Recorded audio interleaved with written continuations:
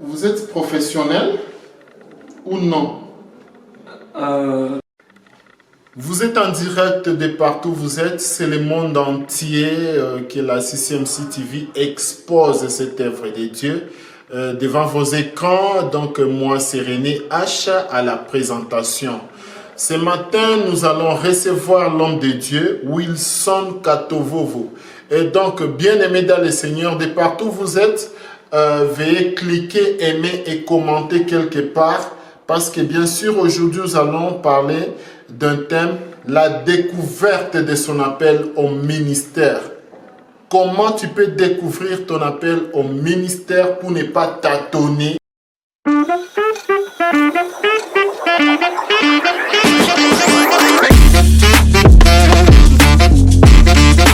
L'homme de Dieu, merci d'être venu.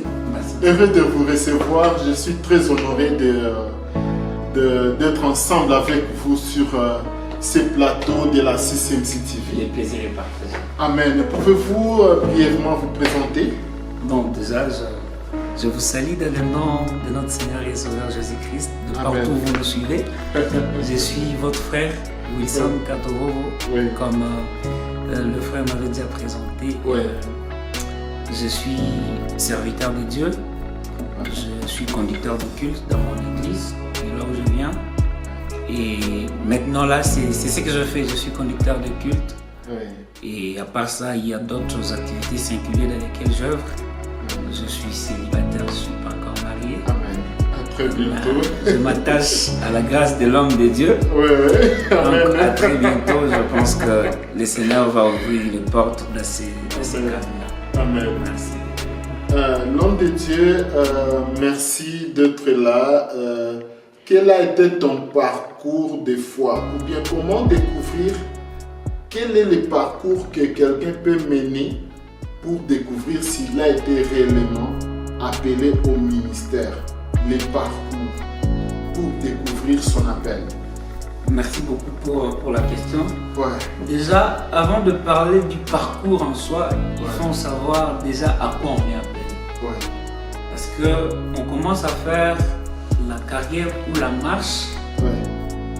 après avoir découvert c'est à quoi on est appelé. Donc on parlera du parcours certainement que quand on a déjà découvert quelque chose qu'on peut exposer, qu'on peut donner à la communauté, qu'on peut donner à l'église, corps de Christ. Ouais. Donc déjà, par là il faut commencer par comment découvrir c'est à quoi on est appelé. Et c'est une question très pertinente. Déjà, découvrir c'est à quoi on est appelé. Je voulais dire à quelqu'un qui est en train de nous suivre ici, c'est que à chaque vie ici sur terre est attachée une mission. Dieu a créé les hommes, a te créé, a me créé moi, il m'a créé avec une mission très particulière qui est attachée à moi. Du coup, Dieu n'a pas créé des photocopies, il a créé seulement des originaux. Donc dans ce monde, il ne faut pas chercher à vouloir être comme Papa René, mais il faut chercher à vouloir être soi-même. Yes. C'est par là que l'on commence à découvrir c'est à quoi on est appelé vraiment. Parce que plusieurs personnes qui sont dans la confusion, plusieurs personnes qui sont dans les copier-coller, parce qu'ils ne savent pas ce qu'ils sont exactement.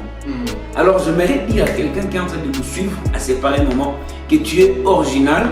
Tu n'as pas besoin de te comparer à une autre personne parce que tu es la version originale de toi-même. Mais comment découvrir ce que tu es exactement? Et, excusez, homme de Dieu, merci pour la précision de ces réponses. Moi, personnellement, ça me bénit. Avant d'entamer la question prochaine, donc il y a des gens qui se sont fait appeler parce qu'il a entendu l'homme de Dieu Wilson en train de prêcher avec onction. Maintenant, lui, il dit non, moi aussi, je vais être comme lui, alors il faut que j'entre au ministère. Il y a des gens pareils. Il y a des gens pareils. Ouais. Parce que ce que je peux dire, il ne faut pas être dans la quête de devenir comme nous. Ouais. Mais il faut être dans la quête de devenir la version originale de soi-même. Yes. C'est très capital et c'est très important. Amen. Il faut être dans la quête de chercher à devenir ce que l'on est exactement. Pas ce que l'autre est, je vais faire comme lui. Donc, C'est très important. Oui. Et c'est par là que j'étais en train de dire que comment on peut arriver maintenant à découvrir cela. Nous devons savoir nous tous qu'il y a un Dieu qui nous a créés. Et Dieu en nous a créé l'homme. Il l'a assigné avec une mission très particulière, comme je l'ai dit tantôt. Donc, pour connaître exactement c'est à quoi tu es appelé, j'aimerais dire à quelqu'un, homme de Dieu, que on n'a pas besoin de courir après les résultats que l'on va donner, après les résultats de notre appel. Mais on a besoin de courir après la source à laquelle on est attaché.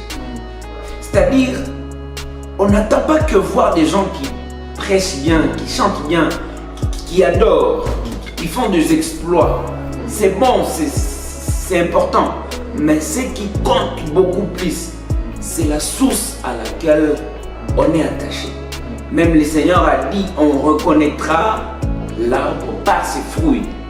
C'est-à-dire, pour connaître vraiment ton appel, c'est à quoi tu es appelé. Bien aimé, il n'y a pas 5 stratégies pour le faire. Il n'y a pas 10 millions de manières à le faire. Ok. La seule chose que l'homme peut faire pour connaître c'est à quoi il est appelé, papa, c'est de revenir à la source, à celui qui t'a créé.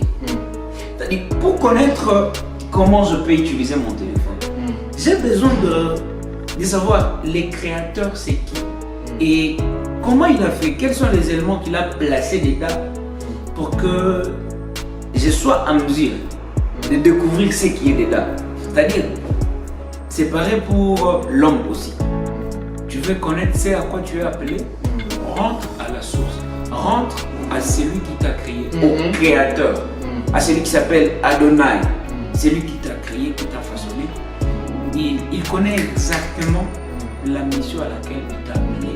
Il connaît exactement ce à quoi tu es assigné à faire. Chacun de nous ici sur la terre a une mission particulière à accomplir. Et cette mission se retrouve seulement chez les créateurs. C'est lui qui t'a créé, il connaît exactement ton appel. Donc, c'est ça ce que je peux donner par rapport à cette première question. Revenir au créateur, c'est déjà quelque chose de très facile qui te permettra à découvrir ton appel. Vous faites la théologie. En même temps, vous êtes conducteur de culte, mais votre manière de parler, vous êtes, je ne sais pas si je peux vous classer à un docteur de la parole, soit un pasteur, un évangile, pendant que vous conduisez le culte. Vous êtes chanteur, n'est-ce pas? Je suis chanteur. Vous faites la théologie? Je ne fais pas la théologie. J'ai oublié de le préciser. Je suis gestionnaire. Ouais. Je finis en gestion des ressources humaines. Ok. Dans les singuliers, je suis un manager. Ok. Je suis un gestionnaire des ressources humaines. GRH. Je suis un RH. Et à ça maintenant, je sers dans mon église en tant que frère, connecteur de culte. Amen. Merci pour votre appel qui est une bénédiction pour plusieurs. L'homme de Dieu, comment vous avez commencé à ressentir votre appel au ministère? C'était par sentiment, par songe ou bien, je ne sais pas, par l'écoute, par vision, comment? Déjà, merci pour cette question. Merci. Le ressentiment de mon appel est né de l'exposition à laquelle j'ai été mise depuis le bas âge. Je me rappelle que la première fois où on me donne vraiment la conduite d'un culte, j'étais encore très petit. C'est par là que je commençais à voir qu'il y a quelque chose de grand à laquelle Dieu m'a appelé. Donc, j'ai commencé à exercer le ministère. C'était pas par, je ne vais pas dire par vision ou par songe, mais par l'exposition. Le fait d'être exposé le plus tôt par les encadreurs. Yes. Ah, ok.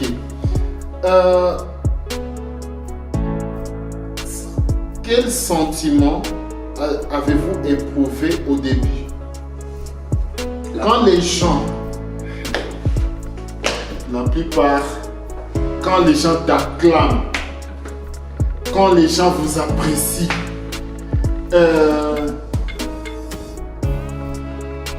comment vous vous sentez dans cette gloire? D'entrée de jeu, je vais dire déjà à un frère conducteur qui est en train de me suivre, Yes. qui est conducteur de ton église, Ouais. adorateur. Mm. Si déjà aujourd'hui tu n'as plus le sentiment de peur, c'est que tu es en train d'aller vers la chute. Normalement, La la peur. peur, je précise. Dans l'exercice du La ministère. peur dans l'exercice du ministère. Pourquoi la peur? Ouais. Vous savez, exercer le ministère avec précision, avec sécurité ou avec connaissance de ce qu'on fait, c'est bon déjà. Il y a pas mal de talentueux dans nos églises, mais si on commence à perdre cette peur, la crainte de Dieu, je ne dis pas la peur des hommes, on commence à perdre cette peur de Dieu et penser que l'on est déjà à mesure de faire tout ce qu'on peut faire. Là, c'est déjà un danger. C'est-à-dire, dans le ministère, dans mon parcours, il y a toujours ces sentiments de... Une petite peur qui naît de moi, qui me pousse à me demander, Seigneur, je suis encore appelé à faire ça. Vous voyez, même quand j'étais appelé pour cette émission, je me disais, bon, pourquoi moi? Et qu'est-ce que je vais dire au public? Qu'est-ce que je vais dire au peuple de Dieu? Comme une sorte de peur, une petite frousse. Déjà pour un ministre de Dieu qui n'a plus ça, ce sont des signes, des signaux qui montrent qu'il est en train de perdre son authenticité. C'est-à-dire, dans l'exercice du ministère, il y a toujours ces sentiments-là. Même quand les gens peuvent acclamer, il a bien fait, il a conduit l'équipe. Bon, je me dis, est-ce que ça a été vraiment comme les seigneurs voulaient à ce que ça puisse ressembler? Et ça crée en moi cette peur, ça dit, je me dis, non, je dois encore chercher les seigneurs pour qu'à la prochaine, s'il y aurait encore une âme qui sera édifiée, que l'honneur et la gloire reviennent. Vous conduisez les cultes, vous êtes professionnel ou non? Bon, être professionnel, je pense pas. Mais je conduis les cultes juste en tant que, comme je suis conducteur de culte. Un simple conducteur de culte. Ouais. Un frère simple conducteur de culte. Pas professionnel. Pas vraiment professionnel. Est-ce qu'il y a un professionnel dans l'œuvre de Dieu partout au monde entier? En tout cas, cette question, c'est pourquoi je me suis réservé de dire que je suis professionnel. Parce que chaque jour on apprend. Ça, il faut connaître. Il n'y a pas... Parce que si on était déjà professionnel, à quoi ça servirait de vouloir encore apprendre? C'est-à-dire, un professionnel, il n'a plus besoin d'apprendre. Il connaît déjà tout. Donc, il ne faut pas penser qu'on est professionnel dans l'œuvre de Dieu. Parce que lorsqu'on commencera à penser qu'on est professionnel, on n'aura plus les sentiments de vouloir apprendre. Pourtant, il faut apprendre tous les jours.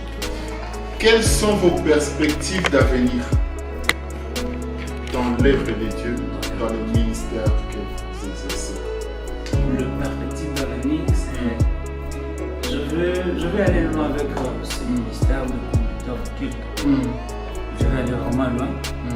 Et je crois que par la grâce de Dieu, je vais y arriver. Parce que lorsque c'est une chose à préciser, lorsqu'il y a l'appel,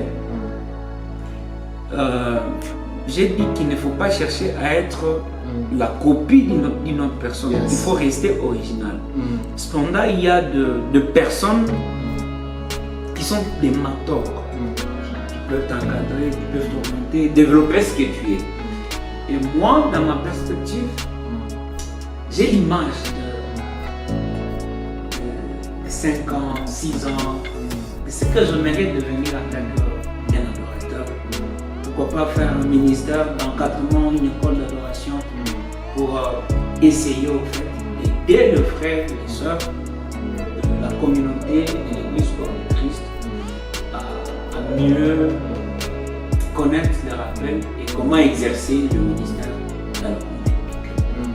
Ça, c'est la Amen. L'homme de Dieu, frère Wilson, quel message que vous pouvez transmettre à ceux qui sentent un appel similaire?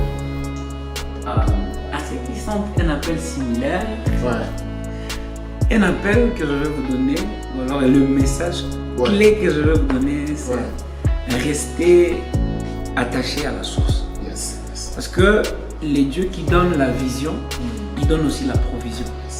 Les dieux qui appellent, j'ai lu ça sur les statuts d'un frère, mon frère de mon église, il s'appelle Loubati Vankar, il a posté ça. Il dit, quand Dieu, quand il appelle, c'est comme une flamme qu'on a accusée. Et il a précisé une chose, c'est que Dieu a allumé, il le protège. Je répète, c'est que le Seigneur a allumé, il le protège. C'est-à-dire, quand vous êtes appelé dans les ministères, n'ayez pas peur d'avancer, ça c'est le message que je vais vous donner. C'est que le Seigneur commence, il les soutient parfaitement. C'est que le Seigneur a allumé, il les protège, je précise. Vous êtes appelés, restez attachés au Seigneur.